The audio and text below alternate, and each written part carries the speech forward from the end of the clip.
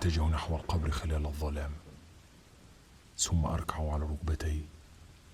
هنا أردد بعض الصلوات، ثم أنتظر لبعد الوقت. في بعض الأحيان قد أنتظر لبضع دقائق، لكن في العادة تحدث المعجزة فورا بعد أن أنهي صلاتي. من صميم قبر المسيح نفسه تخرج المعجزة، نار لا تحرق.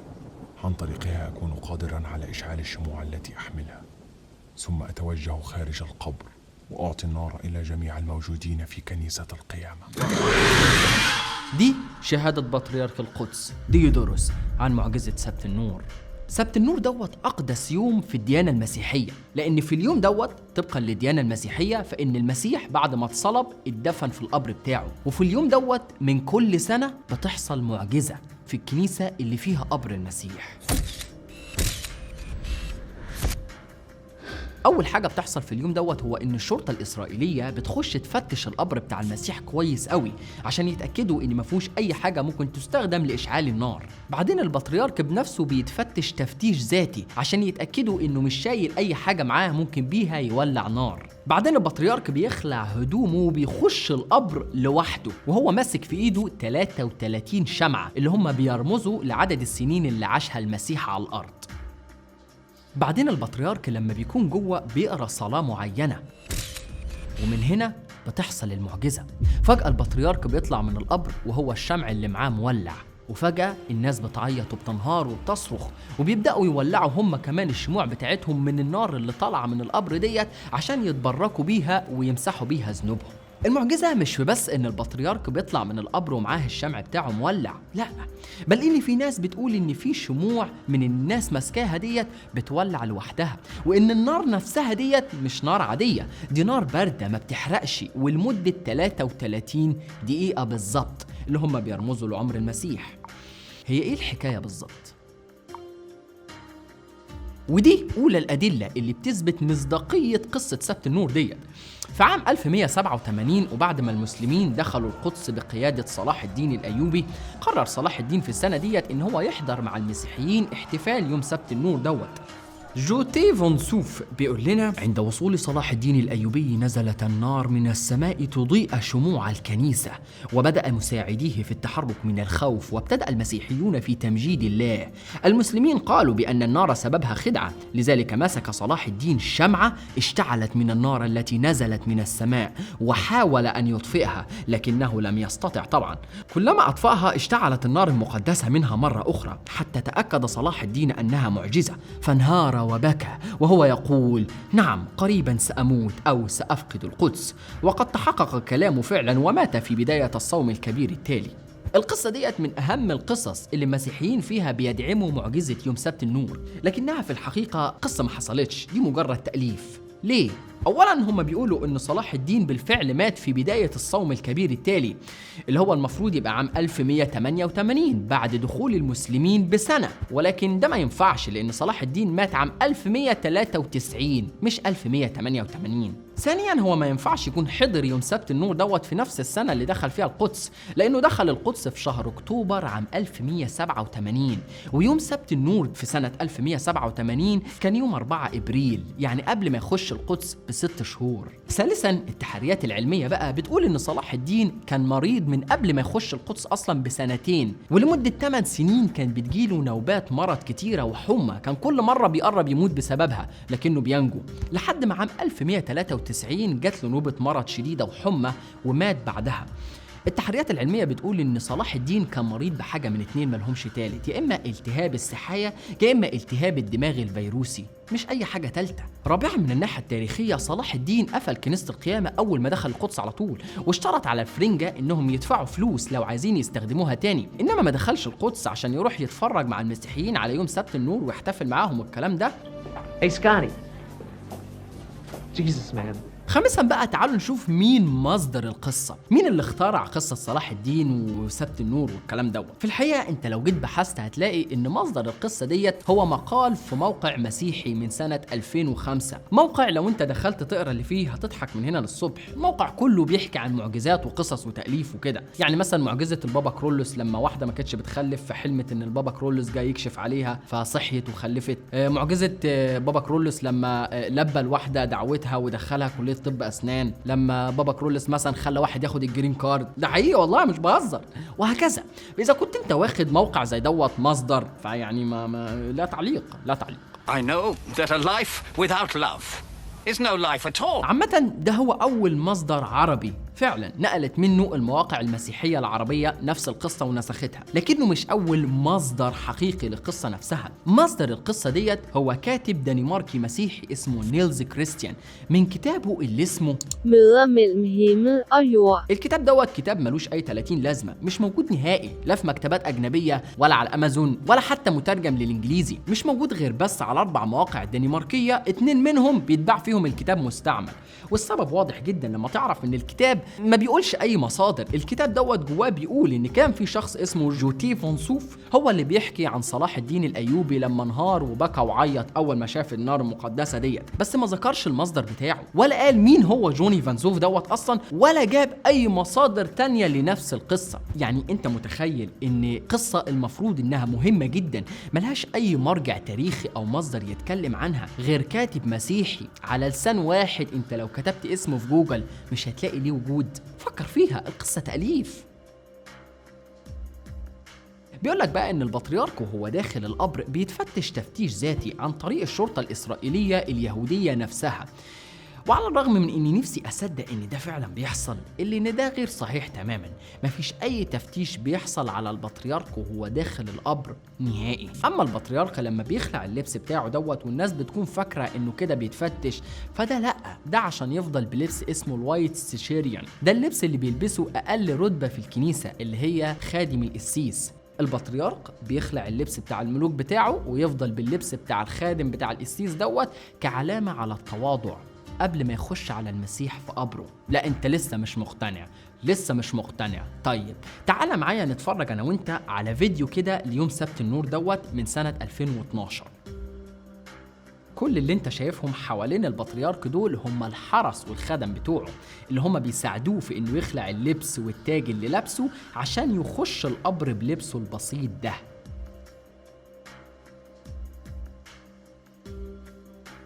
مش ملاحظ اي حاجة؟ مفيش أي حد بيفتش البطريرك من لحظة دخوله كنيسة القيامة نفسها لحد ما يخش القبر جوه. مفيش أي حد بيتجرأ يلمسه أصلا. مفيش أي تفتيش بيحصل للبطريرك وهو داخل القبر نهائي.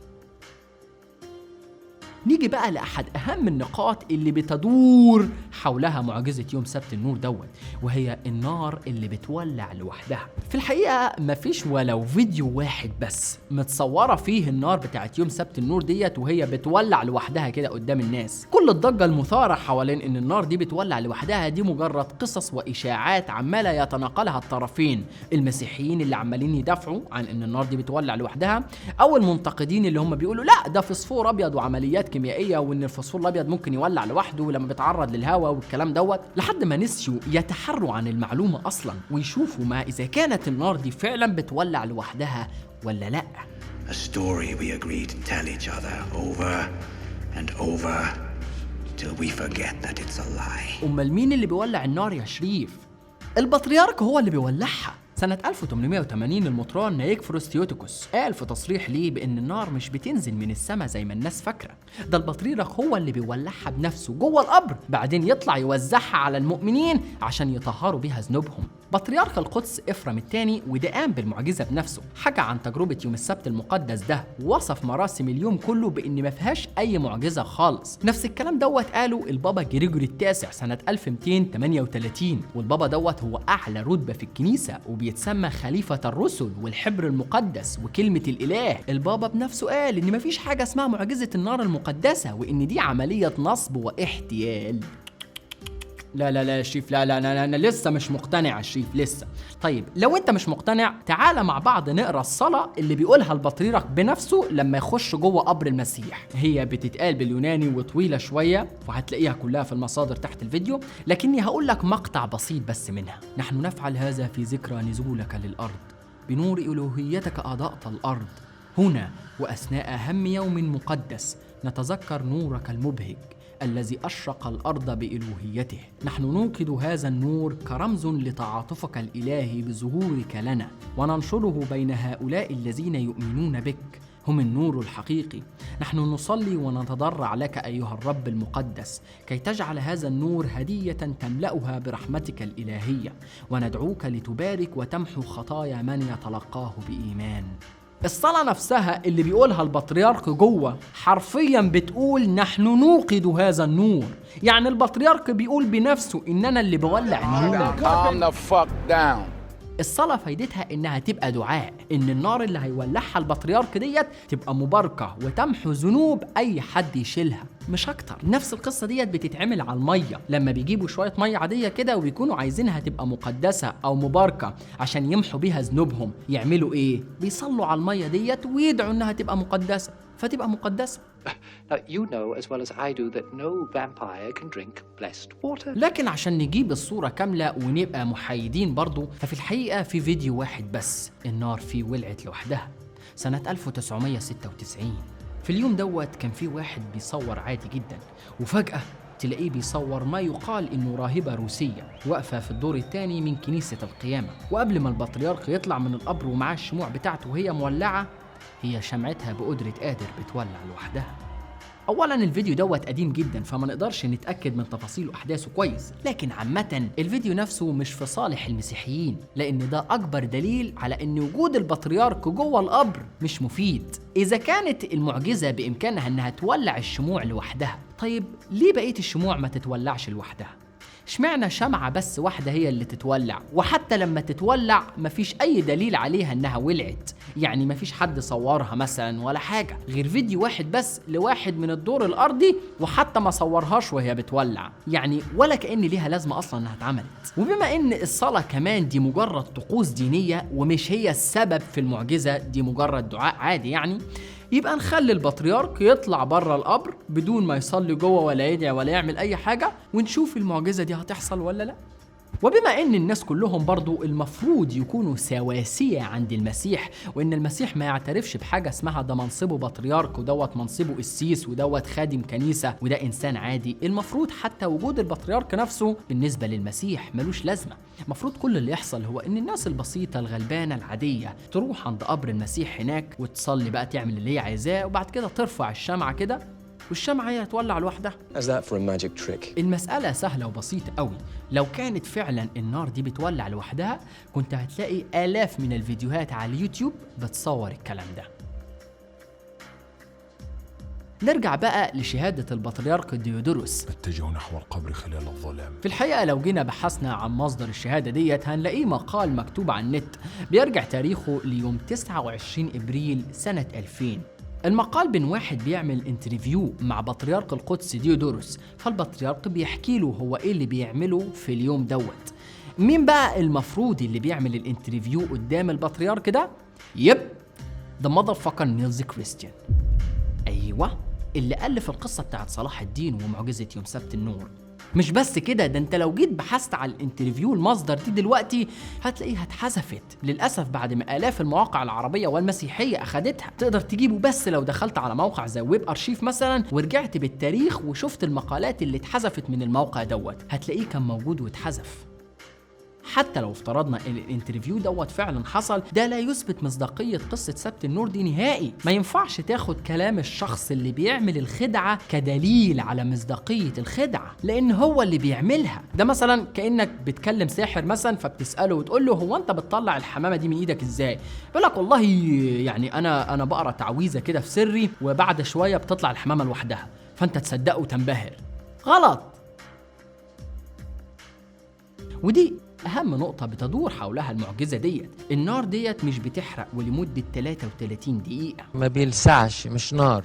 نور. وعشان المسألة دي سهلة جدا ومش محتاجة ان انا نعقدها، انا هسألك سؤال سهل جدا. ازاي في حدث بيحصل كل سنة وكل سنة بيكون في آلاف الناس حاضرة بأجهزتهم وموبايلاتهم وكاميراتهم والجوبرو بتاعتهم، ومفيش ولو مرة واحدة بس اتصور فيه شخص بيحط النار دي على ايده؟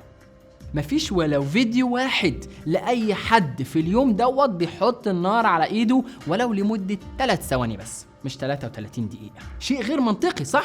الحكاية دي لو كانت حقيقة كانت كل الناس راحت هناك عشان تتصور مع النار اللي مش بتحرق ديت. وبعد أكتر من ربع ساعة يعني بيتحول إلى نار، بقى نص ساعة نار عادية بقى تلسع أو تحرق تلسع.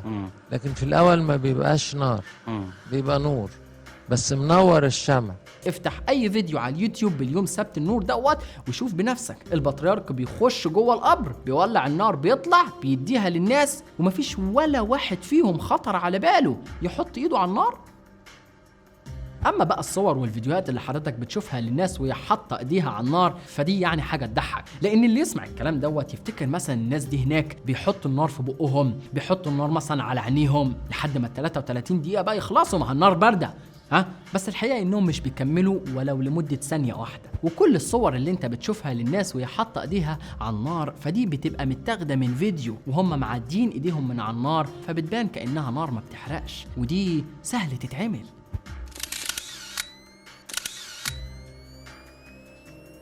كان في ساحر اسمه ديفيد كوبرفيلد. So you telling me that you can appear and disappear at the same time?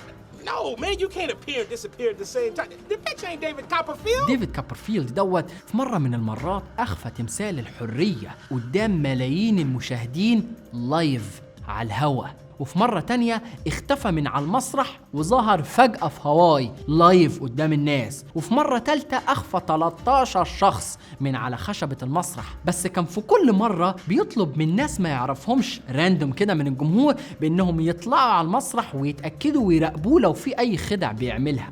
Need to find some people at random. We're gonna throw it twice, so you know it's random. There's the first throw. Catch it. Pick it up.